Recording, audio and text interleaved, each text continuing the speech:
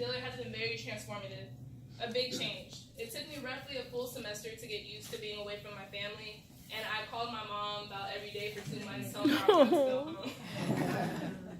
home. So in the Antelope Valley, it's hot, and in New Orleans, it's also hot, but it's also very humid. And I was not prepared for having thunderstorms with no rain, and I definitely was not prepared for New Orleans rain. But being in the South is a whole experience in itself. I don't have any family in New Orleans, and at first it felt like I was a little fish in a big pond. The food, however, was great. And in New Orleans, there's always something to do, and so it's a very fun atmosphere to be in. Once I got my circle of friends and started exploring what the city has to offer, I fell in love with the Big Easy and the culture and the authenticity that it had to offer me.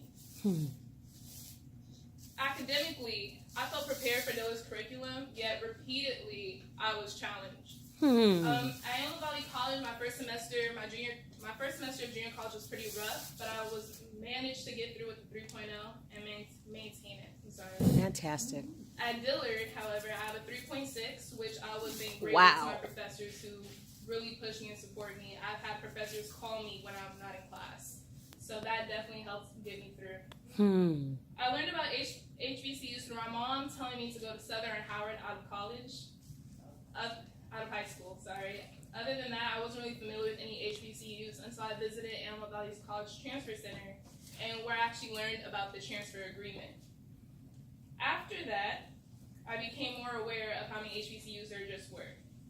I chose to transfer to Dillard because they made me feel at home right away. I was not planning on originally transferring to an HBCU, but I visited New Orleans during a spring break trip and happened to stop by Dillard. While I was there, I was able to meet the president, the director of admissions, and even a student that my mom went to junior high school with her mom. Wow. And so after that, everything just kind of fit into place and I felt right at home. I felt comfortable being away from my family in that space, and my family did too. I think sometimes at junior colleges or at PWIs, predominantly white institutions in general, Black students feel the need to prove themselves or feel as if it's more of a competition. At Dillard, however, the conversations we had were very authentic and very open and very honest. Intellectual growth in the classroom took place through class discussions and hearing other people's viewpoints and being able to view the world through each other's lenses. Dillard only has about 1,300 students, making it a very small school. We all know each other. However, even though we don't talk to each other all the time on campus, if we see each other somewhere in the city, we never hesitate to say hi and greet our Dillard family. My biggest adjustment to Dillard was being away from my family.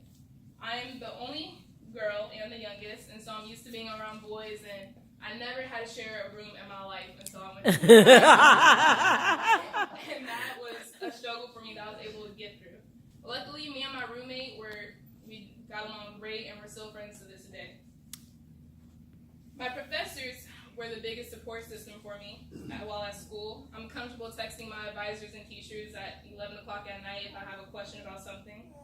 Also, the people I've met through activities that I've participated in. My second year at Dillard, I participated in an alternative spring break to Washington, D.C., and the advisors there and the people there, I'm able to go to them for help, whether it be a recommendation letter or help starting an organization on campus.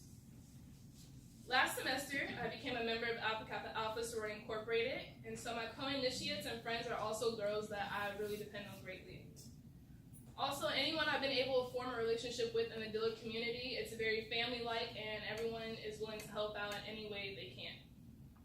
Before I transferred, I would say I wish I would have known that I needed rain boots. If you go to New Orleans, you definitely need rain boots.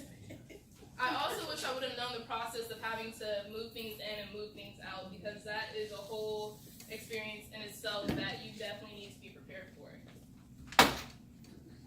Before I transferred, I'm the type of person who makes sure I have things planned out, and so I had to make sure that this was exactly what I wanted to do. So things that I looked at were things such as the city, the housing. I knew I didn't want to share bathrooms with the whole floor, and just the campus atmosphere as well. For those interested in transferring to an HBCU, I would say do your research on the HBCU you're interested in. Some HBCUs are large, some are small, some don't have football teams or marching bands, things that would be considered a staple in the HBCU community. Each HBCU has its own culture, and it's important to make sure that that's a culture you want to be in. When I was looking at Dillard, I read through their social media and through their hashtags just to get a gauge of how active their students were and what the campus was about. And that helped a lot. I also visited Dillard before transferring, and that helps me gauge a lot. Now that I'm at Dillard, I don't know how well I would have done if I would have went to a big school like I was originally supposed to. My experience at Dillard has contributed greatly to my growth academically, professionally, as well as individually. I don't regret my decision to go to the HBCU at all, and I hope that wherever you decide to attend, you embrace the experience because it is truly one like no other. Thank you. Beautiful.